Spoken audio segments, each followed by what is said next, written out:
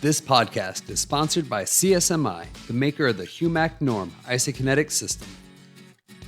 Purchase a new or refurbished machine, or you can even upgrade an existing system to bring it up to date with all the latest testing and training applications. Please visit csmisolutions.com to view all of their available products, including the HUMAC Norm isokinetic system, the HUMAC Balance portable computerized balance system, and Sportswear Online. CSMI. Better data leads to better results.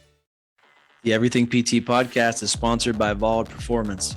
Vald is the creator of the airbands for blood flow restriction therapy. If you are looking to stay up to date with today's post-surgical modalities and adding BFR to your clinic, please visit valdperformance.com. Hello, and welcome to the Everything PT podcast with Matt Taylor and Daniel Bodkin. Please do not consider anything you hear to be medical advice. Just a couple of guys ranting about everything PT. Enjoy the show.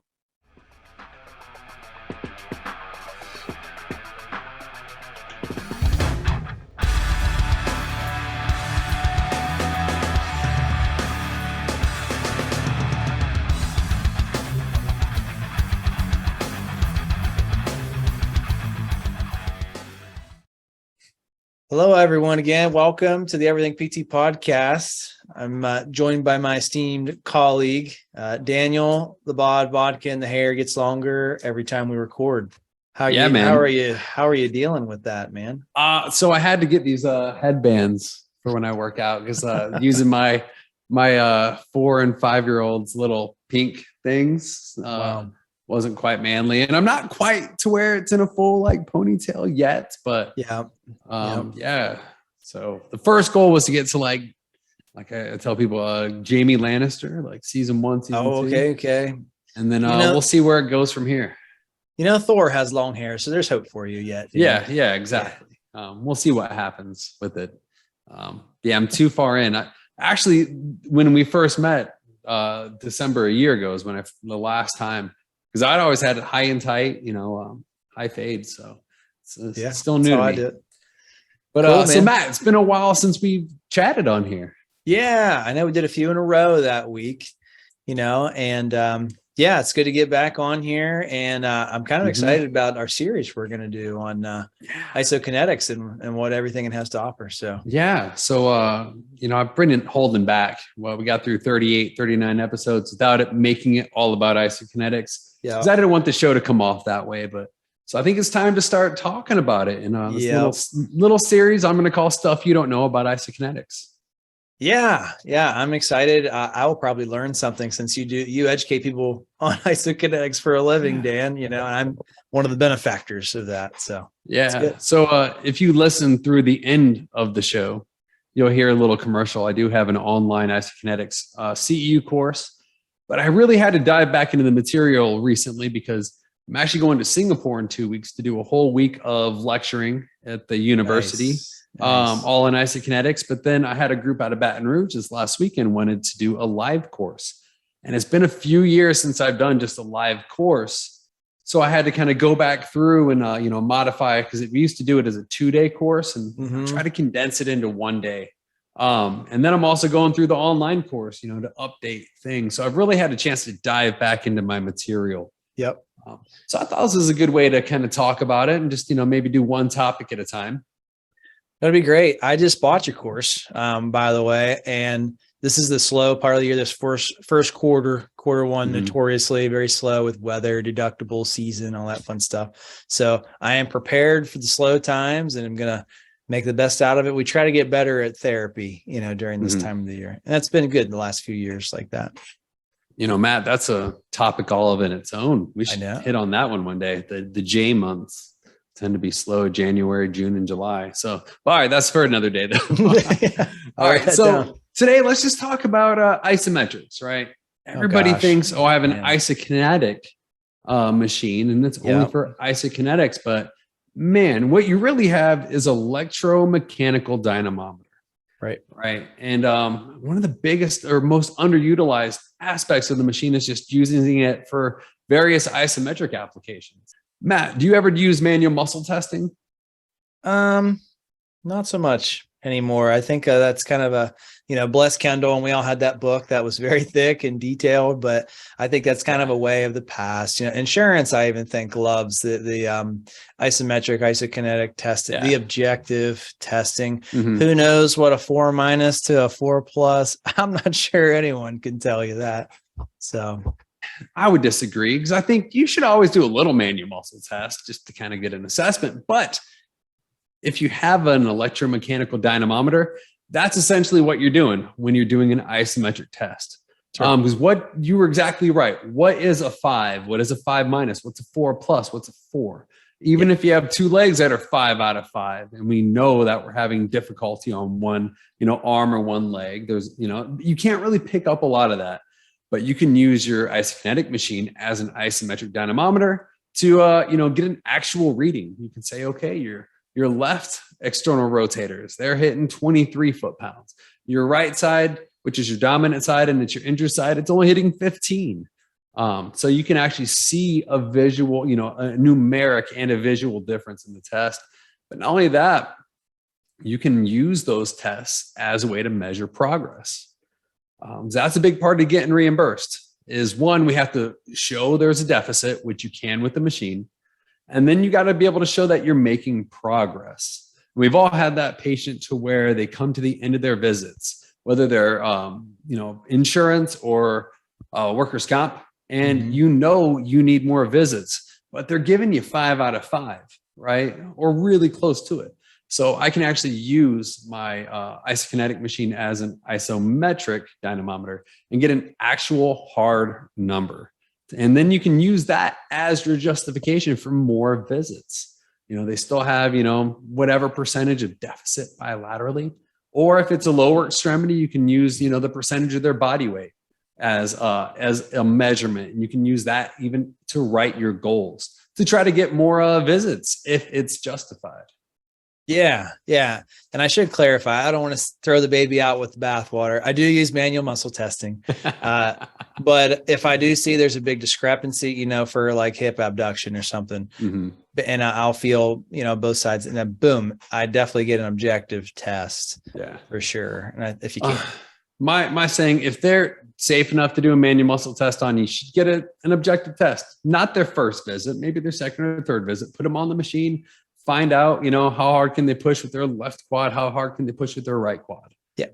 So, and, again, you can use that as, your progress note and whatnot. So it's really good. 'Cause not everybody's appropriate for isokinetic tests. Sure, some of your athletes later on are, but just about everybody who walks through your door, as long as their pain isn't high, and as long as they can tolerate doing a manual muscle test, you should do it. And you can even bill for that. Code 97750. So you can add, a charge. This podcast is about isokinetic machines using the isometric feature, of course. But, we used a crane scale for a long time before I could afford the isokinetic machine. And it worked not nearly to the sensitivity, specificity of the isokinetic machine, or the accuracy for that matter, but it's something though. Well, you mentioned the crane scale. One of the best things that crane scales, or one of the ththings they're used for the most, is for the mid-thigh pull. Oh, yeah. You can do that on an isokinetic machine. The nice thing about it, if you get the Humac norm, it goes up to 500 foot-pounds, right? I get close to that. But how heavy can you go with a crane scale? How are you going to anchor that thing appropriately?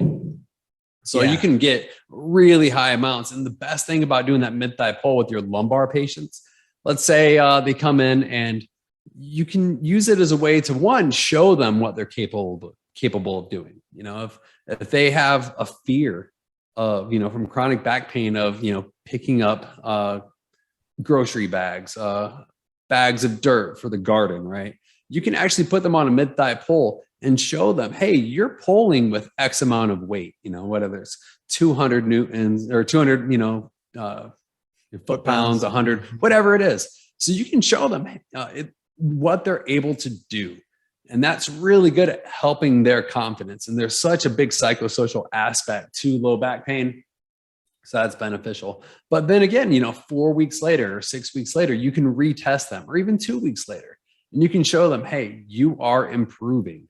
You have a 15% increase in the last 2 weeks, or a 40% increase in, your mid thigh pull in the last month, whatever it is. So it's really good to get that objective test, and great for their confidence. It's funny. We have an isokinetic machine in house, which is a huge luxury, but I was going through just learning the machine, right? Repetitions, making protocols and so forth. And I was doing that, and I was moving the arm up and down with my arm, and I was pulling artificially with my arm. And I was like, oh my gosh, it just hit me. I can do the mid thigh pull right here, right now. And I can make protocols to, have them bend over for X amount of time and pull with X amount of force. And you can actually make protocols set up for the knee. That doesn't have to be necessarily for the back specifically. So it kind of opens up another world that you can use your machine for, especially when it is costly like that. Yeah. All right. So let's start talking about interventions, right? You just mentioned a mid thigh pull, but you can do it with the knee, the shoulder, the ankle. Isometric contractions. So let's say you have an acute, a subacute injury, or even somebody who's post-operative, right? Using isometrics, just a steady, low intensity load to get the muscle tendon firing, to get some pressure through the joint, to get some good co-contraction. That's a really good way to start somebody off in an exercise program. And then you can even change the location. So I'll use my hand almost like an ankle for all those on YouTube, right? If I have an ankle eversion sprain and I'm trying to work those everters, what I can always do is just start them out in neutral and have them isometrically loading into eversion. And then I can change the angle. I can have them go, 5 or 10 degrees towards eversion. So I'm working towards shortening that muscle initially, making that muscle fire in the short range. And then I can work toward elongation, taking them past neutral toward their inverted area. So working those everters in an elongated area as their pain-free range of motion increases. Yeah, I haven't used it yet for the ankle. We just got trained in it, I would say. I watched your videos recently, and I'm excited to get a fresh ankle sprain on there, and just to get dorsiflexion back in a comfortable range. And I can just see that it's going to be quite the effective intervention for ankle sprains for sure. I mean, same thing with your rotator cuffs. Any post-surgical knee, you just got to wait for your timeline restrictions. If it's like, like with your rotator cuff, you don't load them 2 weeks out. You got to wait till it's safe to load them, right? But let's talk about our non-surgical patients, right?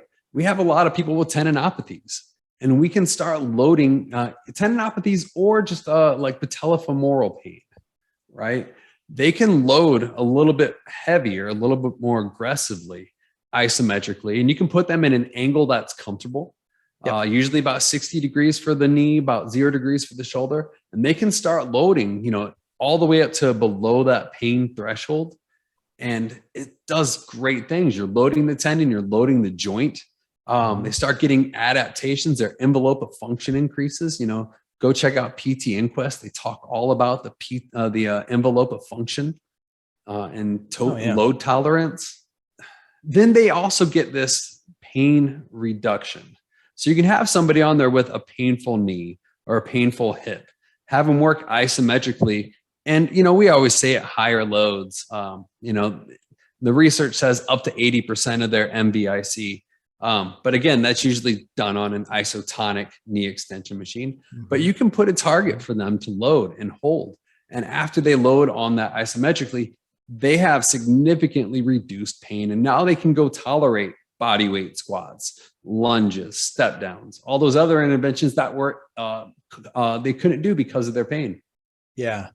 I couldn't have said any better. You took a lot of the words right out of my mouth. But a lot of times, if we do have someone who's having knee issues, if they're having any troubles with range of motion, we'll get them on there on a CPM setting, and we'll let them stretch out to their comfort level, right? And afterwards, I usually have them go through some sort of isometric program where they're at a comfortable range. Typically it's 60 or 90 degrees or whatever's most comfortable. And then you're absolutely right. That sets them up for tolerating, those multi-joint compound movements like the squat, a deadlift, something along those lines. They seem to tolerate it much better. I agree. And you can even do an MBIC, 1 repetition either maximally or, below that pain threshold. And the machine's going to automatically set targets if you want them to load between 70 to 80% of that. Mm-hmm. And then the nice thing about that is as they fatigue, if you do like, the tendinopathy protocol where they're holding for 40 seconds, as they fatigue, right, the machine's going to adapt to them versus if you're just on an isotonic, knee extension, they can't hold it that long. You're going to have to adjust the weight. And lots of times you're only going to get, a 10 or a 20 degree drop versus only a 3 or 5 foot-pound drop that they really need. Sure. And, this question haunts me. Does therapy have to be fun? We try to make it fun, of course, guys like me and you, Dan, but that machine is fascinating in a sense that you can play games on there and you can create programs and create some gamification, if you will. And that engages patients. And anytime we're doing that, we're providing better quality care. We're getting more buy-in from patients too. So, I just created a protocol, which you helped me do. And it's been very effective. People are really engaging. They're taken by the machine. They're buying into their rehab programs, and they're getting all the normal effects of pain reduction and increased force production, things like that. Yeah. So. What you were just mentioning on the machine, we call that dynamic isometrics. Yes. So the other ones, we call that static isometric, because whether you're loading really lightly and holding it statically or you're loading heavier, it's a static load. But we also have the ability to do dynamic isometrics. So you have them do 1 rep to tolerance, and that loads, that sets their maximum load. And then this biofeedback on the screen is going to make them increase and decrease their load based on a game, whether it's like, something like Breakout or a maze, or you set them up with a roadway where they increase their pressure for a certain time, hold it, then bring it back down. Right. Or even just increasing it to matching a position. It's extremely engaging, but it also works on early neuromuscular reeducation, because now they're having to match their load based on feedback they're getting. So it's very reactive. Sometimes it's a slow increase, but a lot of those games, they have to quickly increase or decrease their load into it. And it's all based on their tolerance. You might have somebody who's able to push 200 foot-pounds. You might have somebody that's only able to push 10 foot-pounds. Yeah. So it sets it to them. I like it because you can measure how much force they're producing too. Their peak force, their peak torque. You can measure. So you have a little objective outcome. You give that little nugget to the patient and you tell them, hey, you're producing 20 more pounds of force this week. That's great. How do you feel? I feel great with it too. So yeah. And like you said, it's fun. It's really engaging. Yeah. Yeah. No doubt about it. I mean, the darn machine looks like it belongs in NASA. It's awesome. It just looks cool too. So. Matt, did you have anything else about isometrics? No, I would say that pretty much not everyone, but most of our patients are doing some sort of isometric work, whether it's for conditioning, changing up the plan of care, slight exercise modifications or variations. So it's just an awesome machine to measure force and for pain reduction, desensitization of joints too. So yeah, we use it all day, every day for sure. Yeah. Well, there you go. Stuff you didn't know about isokinetics. Part 1. Yeah. Good. And what we'll do, we'll come back to this. We'll hit on other topics, because I could talk on this stuff for hours. I do for some of my work. So, every once in a while, we'll kind of sprinkle in a little stuff you don't know about isokinetics into the podcast. Try to. Yep. But thanks, Dan. This was a good one. I'm excited to go through the series. I feel like I'm going to learn from it selfishly as well. So yeah. Well, definitely, man. We'll enjoy that machine. Make sure you play on it. I will. I'm going to go through your course and soak it all in, man. And Dan, can remind people where you can find the course again. CSMI Solutions. Yeah, it's it's humacnorm.com. They cleaned up their website a little bit. Yeah. So it's under humacnorm.com. That's the name of the machine, HUMACNORM. And then from there, you can click on products and you can get to the Isokinetics 101 CEU course. Now, we also have some free content. We did a webinar series a few years ago. I have the Isokinetics for the classroom, where I kind of took part of my CEU course And then we kind of packaged it together that somebody who's, a professor, they can use that material to teach isokinetics. Because again, there's a lot of things that the machines can do now that you're not going to find in a textbook. So that's my goal with it, is just kind of modernize isokinetics for our current rehab world. Yeah, I think you're doing your part for sure, Dan. So yeah, awesome. All right. Well, we'll see everybody again next week, and that's about it. Have a good one, guys. Thanks, guys. See ya. Looking for a way to improve sport-specific training with your athletes? Then you have to check out BlazePods. BlazePods is a neurocognitive reaction training intervention that can be incorporated into your sessions for patients throughout the treatment spectrum. Visit blazepod.com. Enter code EVERYTHINGPT at checkout and save 15% off your order today. Hey, all you rehab specialists out there. Do you have an isokinetic dynamometer just sitting around your clinic not being used? Little known fact, isokinetic machines that aren't used regularly are at higher risk for bouts of sadness. Help your machine out and take CSMI's newest CEU course, Isokinetics 101 online, created by me, Daniel Bodkin, and learn how to use all of the exercise and testing applications available on your machine.